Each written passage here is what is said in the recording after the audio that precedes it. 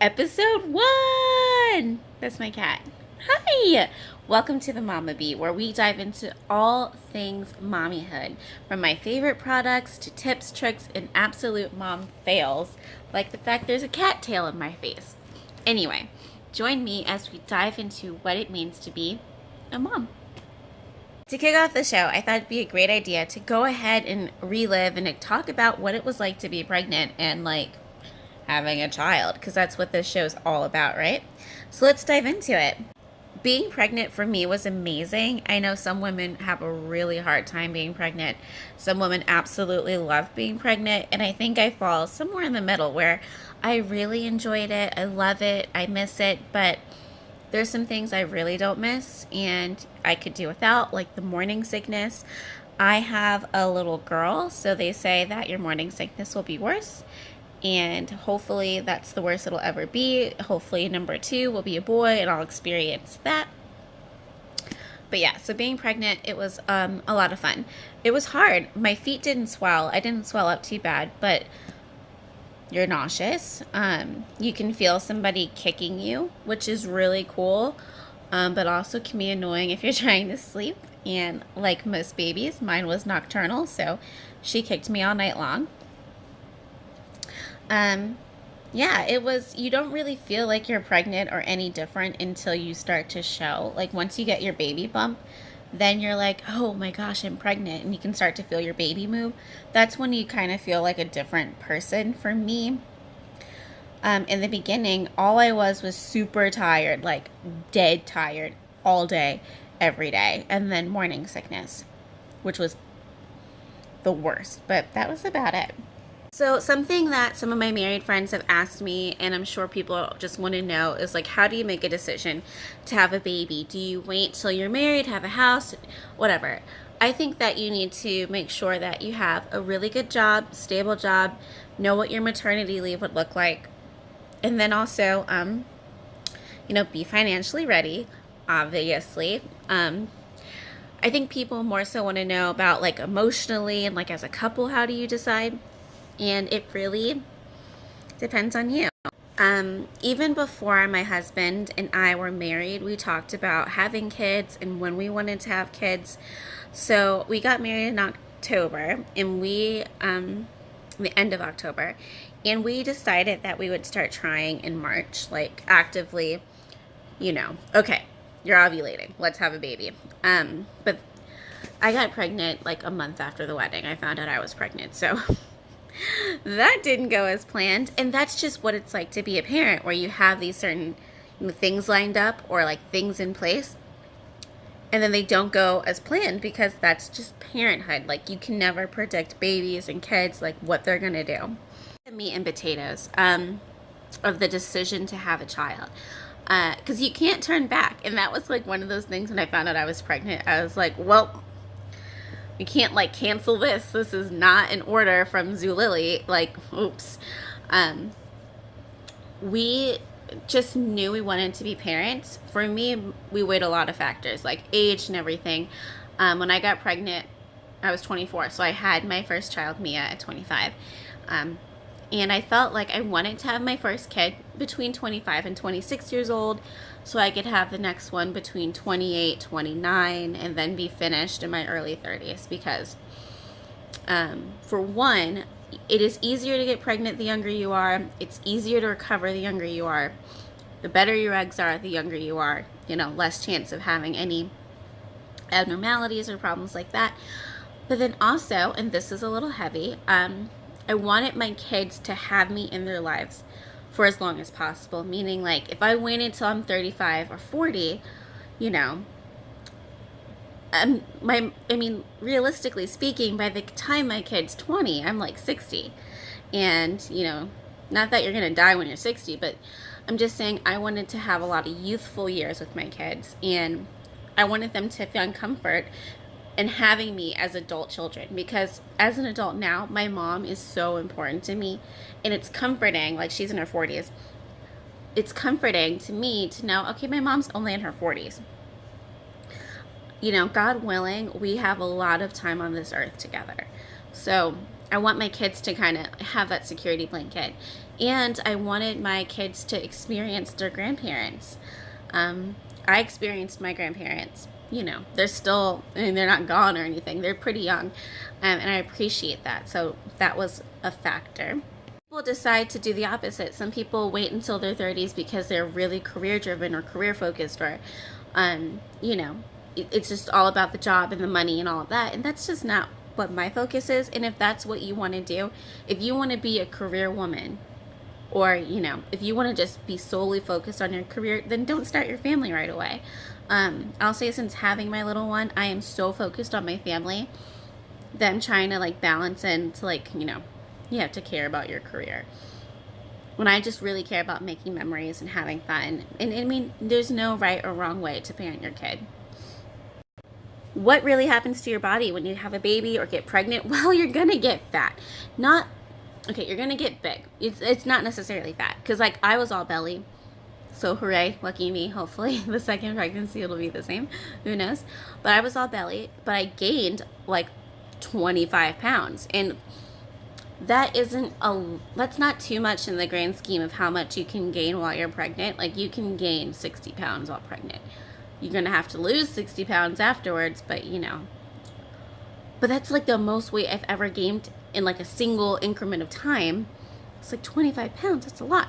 So if you're somebody who has always been the same weight and, you know, works out and tries to stay like, you know, pretty healthy, pretty good weight, that can kind of affect you. Okay, so on to some other fun things. So my drink of the week. My drink of the week is Body Armor. So I am a breastfeeder. So if you're a breastfeeder, drink this. I'm a part of a breastfeeding mommy group on Facebook, and I was like asking about, like, you know, what are you guys drinking? What are you doing?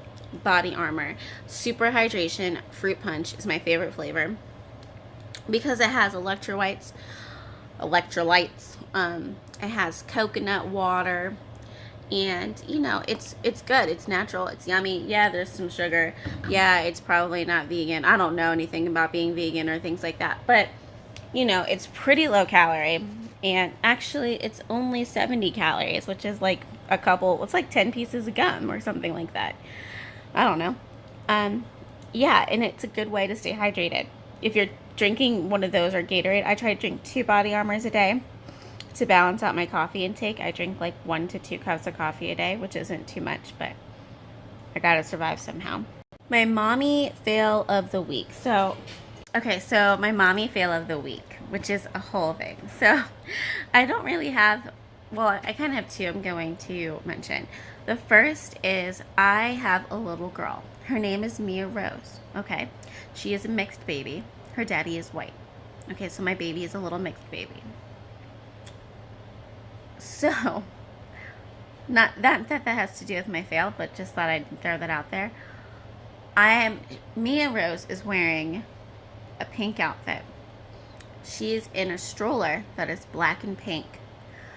I was holding her inside of my pink Moby wrap, right? It's pink. I'm wearing my child in a pink wrap, like baby carrier. And I'm putting her into her pink and black stroller, and she's in her pink and she's in her pink outfit. And I'm leaving the doctor's office, and this older woman goes, "Oh, is that your little son?" No, this is my daughter. It's a girl. Yeah, Mia doesn't have a lot of hair, okay? Granted, she's a baby. Some babies have a lot of hair. Mia doesn't have a lot of hair. I don't know. She has hair. It's a girl. Like, look at the color. Like, if she was in blue, which I do dress her in blue because her eyes are blue, and it, you know, you might make that mistake. But context clues, people. Pink wrap, pink outfit, pink stroller, girl. Not saying you can't put your boys in pink, but I think it's pretty damn obvious if you're gonna make a guess that it's girl. Of the week is pretty simple. I'm a breastfeeder. I was out. I definitely flashed someone the boob trying to feed my child. Am I ashamed? No, I'm not really. I try not to be a modest breastfeeder, except for around like people you should be modest around, which, you know, get into a whole argument of feminism here. But I'm just saying, like, typically, if my friend's over, I'm just whipping the boob out. Like, I'm not covering. If you want me to cover up, like, that's not Mia hates it. I hate it. I want to see my child aim the boob. So I flash someone, and I think that's happened to all breastfeeders. So that's my second fail of the week. Okay, so and then so relationship tip of the week. Reevaluate your week at the end of it if you can, and think if there are things you can do better. What I mean is, I am right now, and will continue to be the primary caregiver for my child.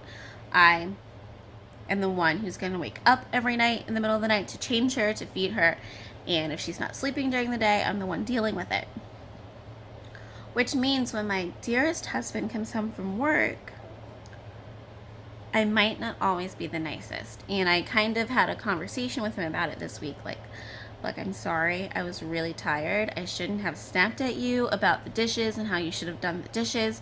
But you shouldn't expect me to do the dishes because I am raising your child. And it was this whole fight. But I did apologize and had to say, like, I know you're working. I know, after a long day, you're coming home. And I'm like, here's the baby. Let me shower. Like, I need to give you some time.